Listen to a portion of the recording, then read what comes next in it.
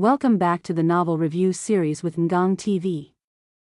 Leaving the birthday party, Dong Tu heads out in a new dress provided by Le Man's assistant, trying to avoid attention. However, her appearance still catches the eye of her driver, Baek Trong. On the way, Baek Trong confirms a rumor circulating among the elite: Le Man has adopted Dong Tu as her goddaughter.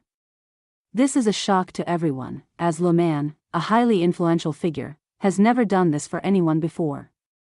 Despite her exhaustion, Dong Tu is fully aware of the significance of this new relationship. Dong Tu's next stop is the grand opening of her friend Tu Ton Ton's bar. Her witty friend immediately notices her damaged Rolls-Royce and playfully teases her about it. The real mystery, however, appears when Dong Tu is chatting with friends. Everyone is captivated by her beautiful flat shoes. They discover that the shoes are a custom-made Jimmy Choo pair with a strange series of numbers etched into the sole, 121208. Dong Tu is utterly surprised and denies ordering them. Who sent her these shoes? In a private moment, Dong Tu confides in Tu Ton Ton about her marriage. She reveals her exhaustion and her desire to be free, stating that she will divorce her husband once his grandfather passes away. The life she's living is a play waiting for its final act. Just then, Dong Tu receives a message from her husband, Ko Diem Sin, informing her that he has left for a business trip. Almost simultaneously, a strange text message pops up, containing only one word, Baralach. Suddenly, Dong Tu understands everything. She looks at the shoes and realizes the numbers aren't a code but a date, December 12, 2008. She has all the answers now. The message is the key to Bui Tu Tran's question from the previous chapter. Baralach is the city where she and he once shared a romantic night filled with memories. It's the answer that was, in a way, carved onto her back. Dong Tu wakes from an intense dream about a passionate tango in Baralach, where she and Bui Tu Tran once shared intimate moments. The dream shatters when she hears a maid's voice calling her Madam. That title serves as a harsh reminder of her reality. She is the Ko family's daughter-in-law. Dong Tu realizes that despite her new life, she is still the same, crazy, woman from her past, willing to do anything to achieve her goals. Madame Ko invites Dong Tu to breakfast, but her true purpose is to ask for a favor. She wants Dong Tu to leverage her new relationship with Le Man to help the Ko family secure the vice president position at the Philanthropy Institute. Ko Fwang Fai appears and insults Dong Tu, calling her box office poison, and mocking her as a mere plaything of the elite. Dong Tu flatly rejects Madame Ko's request. However, Madame Ko holds a trump card, the long-lost paintings of Dong Tu's grandfather. For the sake of sentiment, Dong Tu reluctantly agrees to play the game. To kick off the plan, Dong Tu and her mother-in-law attend a skiing event at a snow resort. There, Le Man challenges Dong Tu to ski with her. With her exceptional skills, Dong Tu confidently accepts, but while skiing, a young girl suddenly loses control and barrels towards her. Luckily, a man in a black ski suit appears just in time to stop the girl.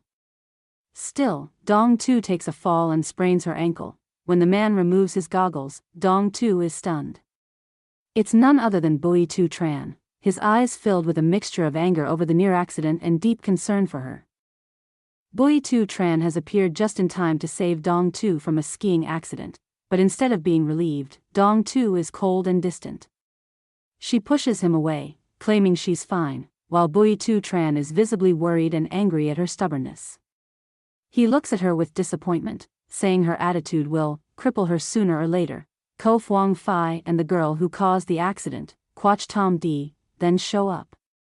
Bui Tu Tran immediately turns cold towards Ko Fwang Fai, blaming her for bringing Quach Tom Di to the dangerous area. Ko Fwang Fai tries to plead with him, but Bui Tu Tran is unyielding, even threatening to speak to Quach Tom Di's mother, forcing Ko Fwang Fai to apologize to Dong Tu to avoid more trouble. After Ko Fwang Fai and Quach Tom Di leave, Bui Tu Tran insists on taking Dong Tu back since she's sprained her ankle. But instead of a taxi, he summons two rugged off-road motorcycles. His assistant, Lai Kai Van, recognizes Dong Tu and accidentally calls her by her former intimate name, Koha, immediately drawing Bui Tu Tran's ire. Dong Tu and Bui Tu Tran get on one of the bikes. Dong Tu has to wrap her arms around his waist to hold on.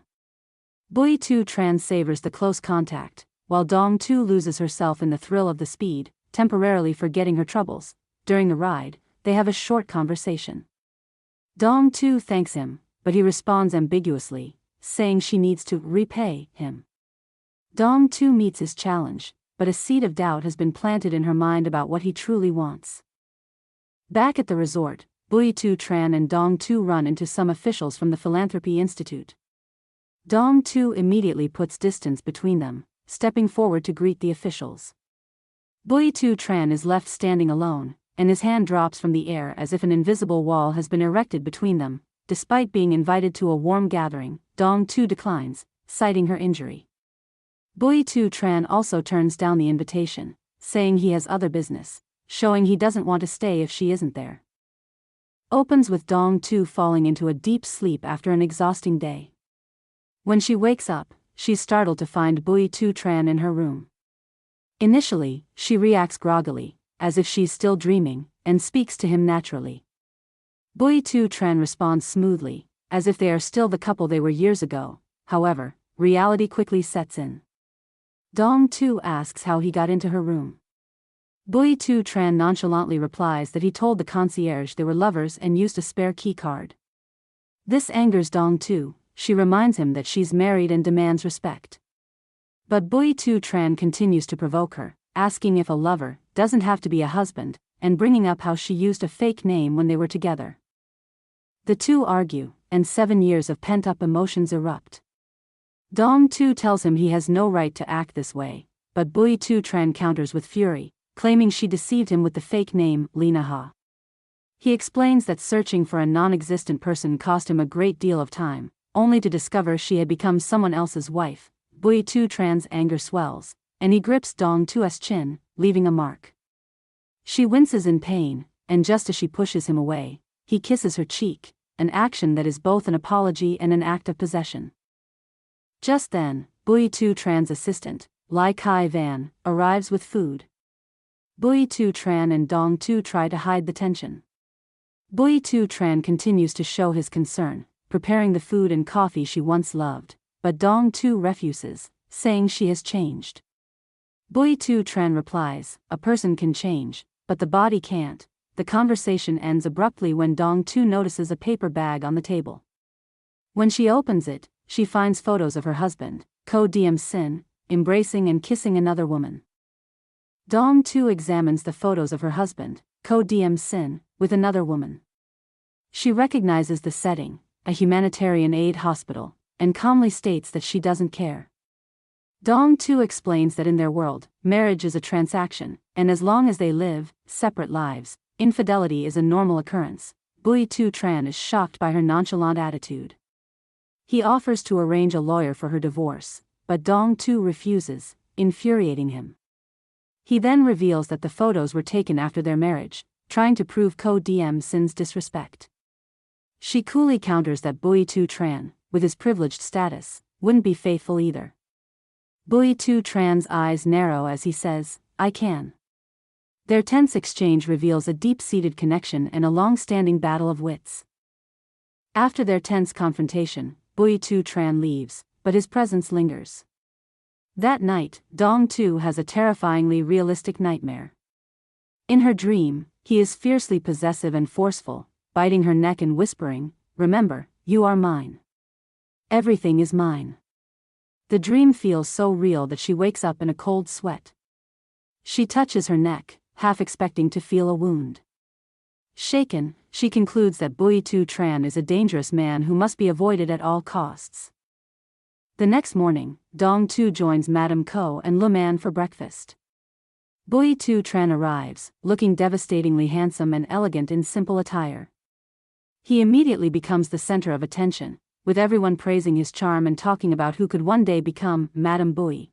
Dong Tu tries to remain inconspicuous, but her efforts are in vain. Bui Tu Tran ignores the open seat next to his godmother and walks directly to Dong Tu. He stands in front of her with a warm smile and asks, in a voice loud enough for everyone to hear, Madame Ko, is your foot feeling any better?